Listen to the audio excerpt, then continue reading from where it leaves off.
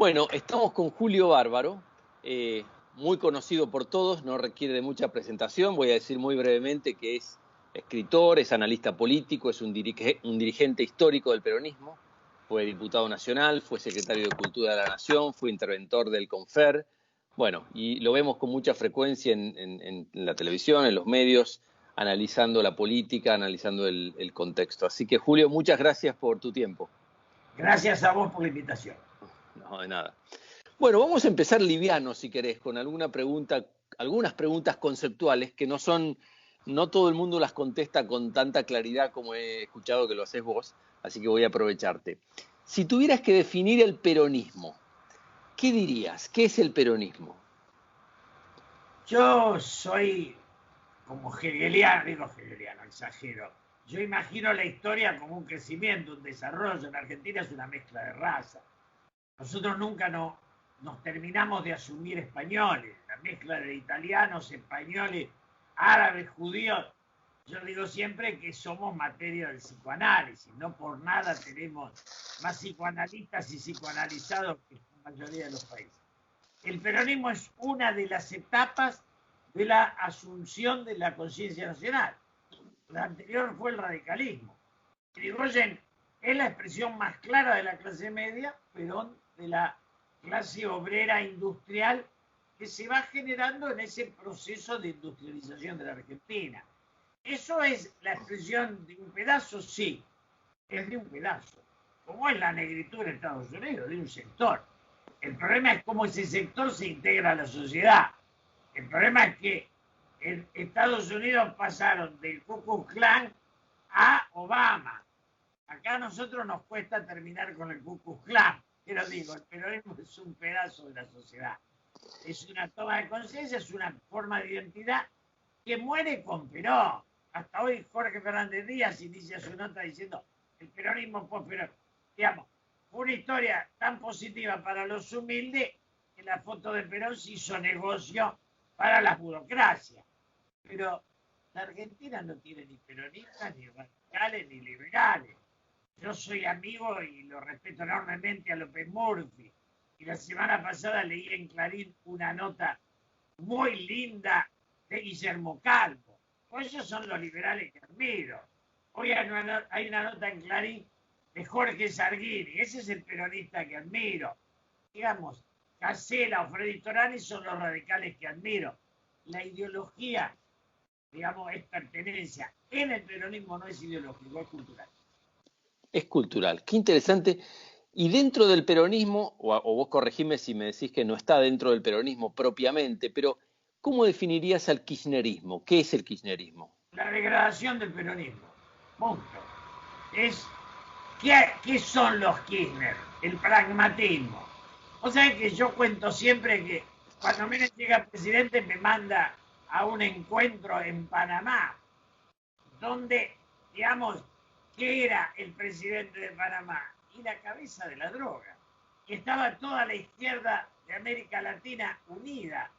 Y yo le decía, ¿por qué? Porque él enfrenta al imperio. Bueno, Néstor fue un pragmático. En un momento de su historia, cuando es muy denunciado, convoca a las madres y a las abuelas, que no tenían ideología. La ideología la tenían los que no estaban. Ellos eran los deudos. No hay ideología en los deudos, hay dolor. Entonces, cuando vos ves que en la Argentina queda los 70 como reivindicado por un izquierdismo que era antiperonista esencial. Yo inicio mi nota en Infobae diciendo, mi generación, cuando Perón nos ofreció heredar la democracia, elegimos la violencia. Cuando Alfonsín nos ofreció a radicales y peronistas heredar la política, heredamos los negocios, elegimos el camino de los negocios. Entonces tenemos héroes de los 70 y ricos de los 90. Estadistas, mi generación no dijo. Por eso el país pasó de un 5% de pobreza a un 50%. Una doble claudicación. Y definías hace un rato un estadio, decías que el peronismo es como una forma de identidad, un estadio de identidad nacional. De abajo, que los de arriba tienen no que participar, sino que aceptar, que comprender. Yo Y no eso, tengo que, eso, la comprensión del otro es la construcción de la sociedad, pues son pedazos. El problema real es que la integración, vos tomás los países de Europa, Italia, Francia, Alemania, ¿cuánto tiempo pasaron en decantar como culturas? Siglos. Y nosotros en esa mezcolanza tenemos que ir decantando. Cuando vos tomás a Perón, el Escátulo Castillo, Homero Mansi y Enrique Santos Discépolo, el tango es peronista, es Hugo del Carril, que es Nelly Omar, que es, digamos, la descamisada que se hace sobre la letra de Yo soy la morocha, pero es también la expresión de eso que era Gatica, que era lo de abajo que decía, nosotros somos peronistas, pero por pertenencia cultural. Es Leonardo Fabio, el mejor director de cine. Pero eso es un pedazo, no tiene que ser en contra. Cuando vienen los nefastos Verdischi, Zaffaroni y los Kirchner, al vender IPF demuestra que nacionalistas no eran los muchachos. Y cuando vos encontrás con que sus secretarios poseen más de 100 millones de dólares, 50, te das cuenta de la magnitud de lo que pasó. Lo que pasa es que después lo tenés a Mauricio Macri que te endeuda en 40.000 millones subiendo tarifas y haciendo una masa para huir. Digamos, hay como una semejanza, ni Macri ni Cristina. La corrupción está hoy instalada en la política, porque en la decadencia el sueño no es el bronce, sino el oro. Y eso es un síntoma de decadencia. y ahí te iba a consultar, hablabas de la aceptación, que el resto, los no peronistas, lo que deberían hacer es aceptar al peronismo, ¿no? No necesariamente compartir todas sus cualidades, pero sí aceptarlos. ¿Ves algún paralelismo entre el planteamiento civilización y barbarie de Sarmiento y esta tensión o dicotomía que hay entre peronistas y no peronistas? Un poco sí. También hoy hablaba con un intelectual importante y nos poníamos de acuerdo en que Sarmiento, cuando va a buscar un modelo educativo, no le gusta el europeo y le gusta el estadounidense. Sí. Y esa historia es una historia para mí compleja, porque Europa es nuestro origen, pero también implica la integración de la totalidad de la sociedad. Y Estados Unidos implica la fractura de la integración. O sea, aquel lugar donde, siendo el país más rico del mundo, sus humildes no podrán ni siquiera disfrutar de salud gratis. Son dos concepciones del mundo. Yo te diría que en la concepción estadounidense, el triunfador tiene un disfrute de haber derrotado al caído. O sea, no se siente solidario, se siente vencedor. Eso los hizo los más ricos, pero no los más justos. Y nosotros, yo jorobo con esto, digo, Gardel con Anchorena iban a París y hoy los nuestros van a Miami. Es la decadencia en estado puro, no hay vuelta entre París y Miami. Hoy podías ir a Berlín, pero a Miami no. Julio, y hablando de cómo cambió este panorama, y decís que antes Anchorena iba con Gardel y ahora el destino es Miami. Iba con Gardel, digo, Europa y ahora el destino es Miami. La famosa frase de Vargas Llosa en Diálogo en la Catedral de cuándo se jodió el Perú, si la trasladáramos a Argentina, ¿qué pensás? ¿Cuándo se jodió la Argentina? Y en el 75, cuando apareció Mansueto Sin, y da el gran, digamos, Rodrigazo, que es Celestino Rodrigo, y no olvido que la dictadura, o sea, Isabel deja 6.000 millones de dólares de deuda. Martínez lo eleva a 48.000. Pero lo peor es que no lo eleva para hacer rutas o industria. Sube solo para destruir industria. Y después viene el Turco Menem, que es la continuidad de Martínez de Oz, que dice ramal que para, ramal que cierra. O sea, somos el único país del mundo que destruyó el ferrocarril, Juan. Hay que tomar esto como un elemento de enfermedad mental. Para ahorrar, destruimos. Entonces, de ser el país más desarrollado del continente, nosotros fabricamos aviones, motos, tractores, coches, industria nacional. Todavía nos queda la energía atómica como un lujo, los satélites como restos de aquella intelectualidad que fuimos, que estaba en la industria aeronáutica con la vocación de Alvear y con la de Perón, también con la de Onganía. Se acaba con los chicos de Martínez Dios y Caballo, con la decadencia, que son los liberales degradantes, no porque yo soy un admirador de Ricardo López Murphy, pero ese es el liberalismo, de Guillermo Calvo, lo insisto. Todos los pensamientos tienen pequeños y mediocres. En la Argentina, en todos los pensamientos, peronista, radical y liberal, vencieron los peores. Macri es una vergüenza de la derecha, y Cristina es una vergüenza del peronismo. Y los radicales tienen varias vergüenzas que las quiero nombrar, pero las quiero. Pero todos los grupos tienen gente de la que podrían sentirse orgullosos también, pensás vos. Ah, claro, pero esos no son los que gobiernan. Es verdad. Mira, y hablando ponías todos estos ejemplos, hablando de grietas, ¿no? Ahora se habla, desde hace tiempo se habla de la grieta kirchnerismo versus macrismo, si querés, pero está también la grieta duros contra dialogantes, o contra moderados, o está republicanos contra hegemónicos. Vos que tenés gran capacidad de síntesis, ¿dónde crees que está la grieta principal en Argentina? ¿Es todas estas? ¿Es una de estas? ¿Es otra? En el mundo la grieta es entre halcones y palomas. Si ganan los halcones hay guerra. Si ganan los negociadores, las palomas, hay nación. Hay nación cuando el otro deja de ser tu enemigo para pasar a ser tu adversario. Cuando termina la Segunda Guerra, ¿te imaginas lo que se habían hecho Alemania y Francia? Los daños. Y hacen un mercado común. Ahora tienen a De Gaulle, a Adenauer, a Churchill. Nosotros tenemos unos cachivaches con los cuales podemos hacer una guerra de un partido de fútbol.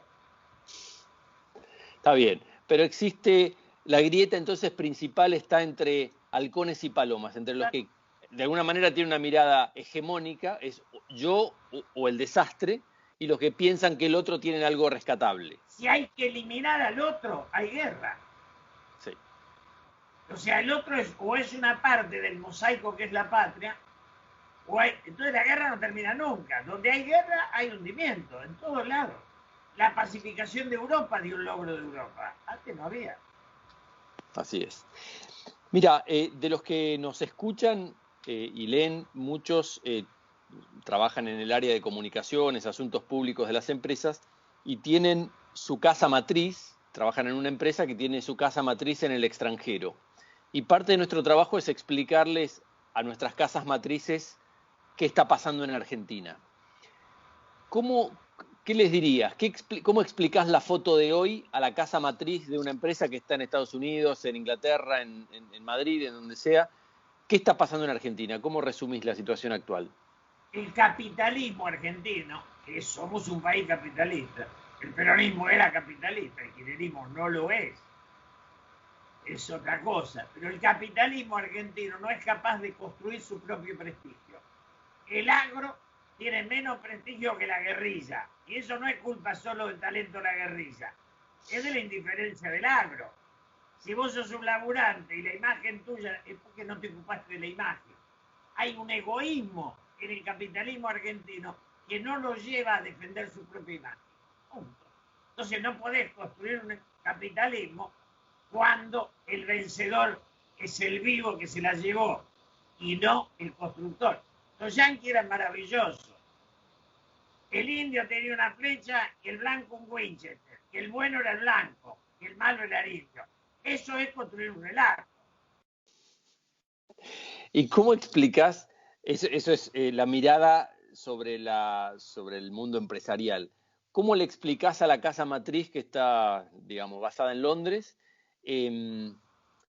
cuál es el escenario político actual? ¿Cómo le sintetizarías lo que está pasando? Es una decadencia sin salida previsible, punto. No le puedo decir nada a nadie porque nadie me lo puede decir a mí. O sea, yo creo, vamos todos a empujar para que la democracia siga, pero el gobierno no tiene vocación de contener las diferencias y es cada vez más débil. La salida va a ser la derrota del gobierno en la elección intermedia del año que viene.